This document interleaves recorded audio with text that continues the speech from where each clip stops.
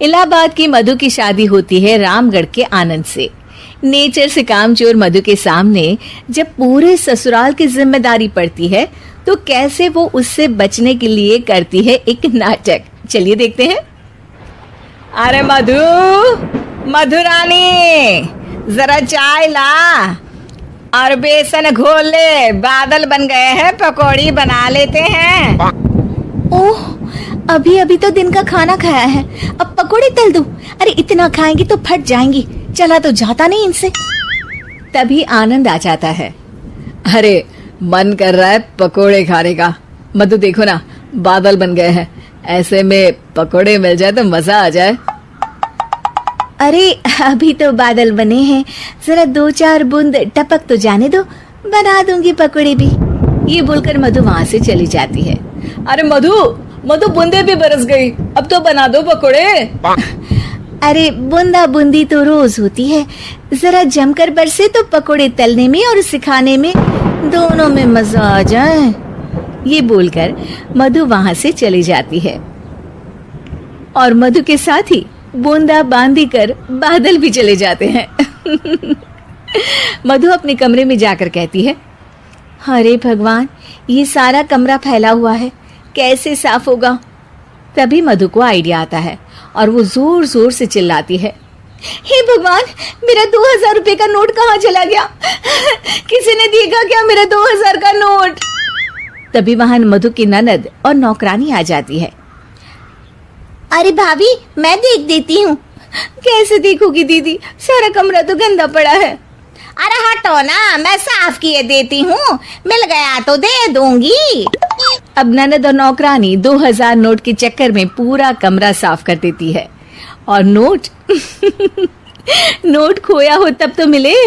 खैर, ये तो छोटे मोटे ट्रिक्स थे जो मधु काम से बचने के लिए करती, लेकिन अब आना था मधु का मास्टर स्ट्रोक, जिस पे वो अब सिर्फ बैठकर खाने के चक्कर में थी, और वो भी सास को ऑर्डर दे देकर। कैसे? चलिए देखते हैं। एक फ्रेम में एक फोटो है जिसमें सास की सास यानी कि मधु की दादी सास, मोटी बिंदी, काला मोटा चश्मा, कॉटन की साड़ी और चेहरे पर रौब। वहां उसी फोटो के नीचे खाट पर बैठी मधु, और मधु का गेटअप बिल्कुल वैसा ही था। मधु दादी सास की भूमिका में कहती है, अरे चंदावती, चंदा रानी, जरा चाय दे मलाई मार कर। मधु की सास यानी कि चंदावती कहती है, अरे इस नाम से तो सिर्फ मुझे मेरी सास बुलाया करती थी, ये कौन है देखूं तो जरा। अब सास मधु को अपने सामने अपनी सास की भूमिका में देखकर जोर जोर से हंसती है। मधुरानी, कोई तमाशा चल रहा है या ड्रामा? जाकर चाय लेकर आ। मधु जो कि ये दिखा रही थी कि वो सास की सास है या फिर उसकी आत्मा उसमें आ गई है, वो क्या करती है? चाय और मैं, वो भी तेरे लिए चंदावती। यही सिखाया है तेरी माँ ने। यार, एक तो डायलॉग बदल बहू, तू सास बनकर जो माँ पर सीधे चली आती हो, ये ओल्ड फैशन हो गया है, जरा अपडेट हो जा। और वैसे तू कुछ भी बन, उसके पहले चाय लेकर आ। अभी सास कुछ बोलती कि वहां मधुर के ससुर आ जाते हैं। वो मधु को देखते ही पागल सा हो जाते हैं। माँ, मेरी माँ, माँ तू वापस आ गई। अरे धत तेरी की, अभी एक का नाटक खत्म नहीं हुआ कि दूसरा आ गया। अरे हद है, तेरी जबान तो चलती ही जा रही है, सामने मेरी माँ बैठी है। अरे इनका चेहरा देखने को तरस गया था मैं, मेरी माँ वापस आ गई। ये देख, मेरी माँ आ गई। ये नहीं कि देसी घी के लड्डू बनाए बस जबान चला रही हो। अरे जाने ते धनकलाल, इसे तो शुरू से ही बोलने की तमीज नहीं है। मेरी तो आदत हो गई है दब दब कर रहने की। नहीं नहीं माँ, ऐसे कैसे ये सब करेगी? अच्छा, मैं दुकान जा रहा हूँ, शाम को तेरी पसंदीदा गर्मा गर्म जलेबी और समोसे लेकर आऊंगा माँ। ससुर वहां से चले जाते हैं। अब बेचारी सास अपनी ही बहू के नाटक में फंसकर सारा दिन सारी रात काम करती। लेकिन कब तक? एक दिन की बात है। बेटा आनंद, मेरे तो हाथ पैर सब दर्द हो रहे हैं, मुझसे नहीं होता इस उम्र में इतना काम। हाँ माँ, तू ठीक कह रही है। वैसे भी माँ, दादी को तो मरे अभी सिर्फ 5 साल हुए हैं, फिर मधु कैसे दादी हो सकती है? अरे वही तो बेटा, मैं तो ये सोच रही थी कि कहीं दादी मधु के रूप में तो पैदा नहीं हो गई। मतलब ना, ये सारा नाटक है बेटा, लेकिन अब जल्द से ये नाटक बंद करा दे तू। ठीक है माँ, लेकिन अब मधु को मधु की जुबान में ही सिखाना होगा। दोनों माँ बेटा कुछ बात करते हैं और अगले दिन सास मधु का बड़ा सा सोने का हार गले में डालकर घूम रही होती है।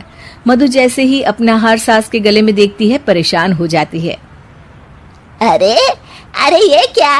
ये हार तो तू अपनी बहू को दे चुकी थी। नहीं नहीं माँ जी, बिल्कुल नहीं। आप ही ने तो कहा था कि जब तक आप जिंदा है ये मैं ही रखूं। अब आप तो जिंदा ही हैं, तो ये हार मैं उसे कैसे दे सकती हूँ? अरे लेकिन तभी वहाँ आनंद आ जाता है। दादी दादी, मैं आपके लिए भैंस लेकर आया हूँ, बाहर खड़ी है। जरा अच्छे से नहलाकर उसके गोबर से आंगन लीप देना और गोबर के कंडे बनाकर सुखाने डाल देना। और हाँ, जरा ताजा ताजा दूध भी निकाल देना दादी। और फिर माँ बेटे हंसने लगते हैं। मधु सोच में पड़ जाती है। भैंस? नहीं नहीं, इतनी बड़ी भैंस की मैं सेवा करूं? ना बाबा बना, मैं तो बहू बनकर घर वालों की ही सेवा कर लूं, उतना ही बहुत है। माँ जी, नहीं नहीं। अरे अरे, क्या हुआ बहू, तुम वापस आ गई क्या? तुम्हें सब कुछ याद आ गया? हाँ हाँ, सब याद आ गया, पूरा पूरा याद आ गया। अब सास चैन से खाट पर बैठती है और जोर से कहती है, सब याद आ गया ना? तो चले जा, चाय लेकर आ, और वो भी मलाई मार कर। सिद्धि की शादी के बाद वो ससुराल चली जाती है। पीछे रह जाती है भाभी रानी। सिद्धि के ससुराल जाते ही भाभी कहती है, अरे वाह जी वाह, सारे कपड़े मेरे। हाय रे पैंट, अरे वाह वाह, मजा आ जाएगा। अरे ये सिद्धि की अलमारी के सामने खड़े होकर क्या बड़बड़ा रही है? जा जाकर देख मेहमानों को विदाई की मिठाई मिली कि नहीं। अब हाँ हाँ माँ जी, क्यों नहीं, लेकिन पहले कपड़े तो बदल लूं। अब रानी आ जाती है सिद्धि के उन कपड़ों में जो वो ससुराल जाने से पहले घर छोड़ जाती है। अरे रानी, कुछ दिन रुक जाती। अरे ये तो सिद्धि बिटिया को मैंने ही दिया था, बड़ा ही फबता था उस पर, तुझ पर तो कुछ खास नहीं लग रहा। अब वो ना, मेरे सारे कपड़े गीले थे तो सोचा पहन लूं। वैसे भी सिद्धि को कौन सा भी पुराने आउटडेटेड कपड़ों को पहनना है। वैसे भी ये सूट तो मैंने तभी पहना था, वैसे खास है भी नहीं ये। हाँ हाँ ठीक है, लेकिन ना मेरी सिद्धि पर तो जमता था। सारे मेहमान चले जाते हैं और सिद्धि ससुराल से मायके पहली बार आती है। अपना घर, अपना कमरा, अपनी अलमारी। ये बोलकर जैसे ही सिद्धि अलमारी खोलती है तो सामने उसके कपड़ों की जगह कुछ और ही रखा होता है। माँ, ओ माँ, जरा कमरे में तो आना। सास और रानी वहां पहुंच जाते हैं। रानी ने पहनी होती है सिद्धि की जींस और टी शर्ट। अरे भाभी, ये क्या?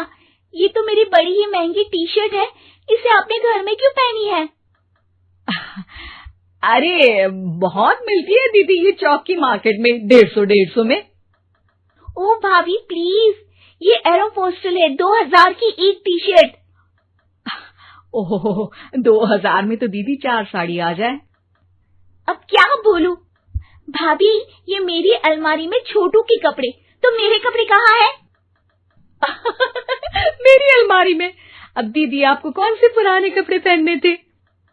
माना भाभी, लेकिन मैं जब घर आती तो यही सब पहनती ना। अरे तुम तो बड़ी कंजूस हो दीदी। खैर, वक्त आता है जब सिद्धि ससुराल के लिए रवाना हो रही होती है। अरे रानी, अंदर से सिद्धि का गिफ्ट ले आ। लड़की पहली बार ससुराल से मायके आई है। रानी अंदर जाती है और एक सिंपल सी साड़ी लेकर बाहर आ जाती है। ये लीजिए माँ जी। सास बेटी को गिफ्ट देकर ससुराल भेजती है। अगले दिन रानी एक सुंदर सी साड़ी पहनकर सामने आती है। अरे रानी, ये तो वो साड़ी है जो मैंने सिद्धि को देने के लिए दी थी जब वो ससुराल ले जाती, लेकिन ये तूने कैसे पहन ली? अरे माँ जी, ये साड़ी तो मुझे बहुत पहले से ही पसंद थी, लेकिन चिंता ना करिए, मैंने सिद्धि के लिए भी अच्छी सी साड़ी दी है। हाँ। तभी सिद्धि का फोन आता है। क्या माँ, कुछ अच्छा तो दिया होता ससुराल ले जाने के लिए। अरे पहले दिखा दिया होता। ये चमकते हुए पैकेट में नौकरानी वाली साड़ी मत दिया करो माँ। अरे बेटे, वो तेरी भाभी ने ना गलती से उससे पैकेट बदल गया। हाँ, मैं कल ही तेरे भाई के हाथ से तेरा वाला पैकेट भेज दूंगी। अरे रहने दो माँ, आई एम श्योर भाभी ने अभी वही साड़ी पहनी होगी जो तुमने मेरे लिए रखी थी। तुम तो समझ नहीं पाई उनको। खैर छोड़ो, मैं ज्यादा बोलती अच्छी नहीं लगती। रहने दो, आपको उन्हीं के साथ रहना है, फिर बात करेंगे। सास को रानी पर गुस्सा आ जाता है। वो उसके कमरे में जाती है जहाँ वो शादी का एल्बम देख रही होती है। रानी, मार्केट जाकर एक ऐसी ही साड़ी लेकर आ। कल प्रतीक जाकर सिद्धि के घर दे आएगा। अरे क्यों माँ जी, कितनी साड़ी देनी है दीदी को? यहाँ कोई सेल लगी है क्या? अरे चुप कर, मेरे बेटी के हिस्से की साड़ी खुद पहन ली, अब ज्यादा ज्ञान बांट रही है। एक दिन सिद्धि का फोन आता है। माँ, मेरी सास ने आप सबको खाने पर बुलाया है। सारे लोग सिद्धि के ससुराल पहुँचते हैं। खाना खाकर वो लोग निकल रहे होते हैं कि सिद्धि की सास सभी को गिफ्ट देती है। अरे बहन जी, बेटी के घर का खाना खा लिया, यही बहुत है जो आप ऊपर से गिफ्ट भी दे रही है। अरे बहन जी, आप भी कहाँ इन बातों पर विश्वास कर रही हैं। सास सभी को गिफ्ट देती है, लेकिन रानी को जो साड़ी देती है वो अजीब सी हरे रंग की लाल रंग की बड़ी छाप वाली होती है। अरे छी, ये कौन पहनेगा? सासू माँ को तो जरी वाली इतनी सुंदर, और मेरे लिए ये नौकरानी वाली। अरे भाभी, दरअसल मैं जब भी घर आती थी आप वापसी में ऐसी ही साड़ी देती थी ना, तो माँ ने सोचा कि आपको आपकी पसंद की ही साड़ी क्यों ना दी जाए। बेचारी रानी, बोलती भी तो क्या। सिद्धि और सास रानी का चेहरा देखकर हंसने लगती है, तो रानी समझ जाती है कि अपने ही बिछाए जाल में वो फंस चुकी है।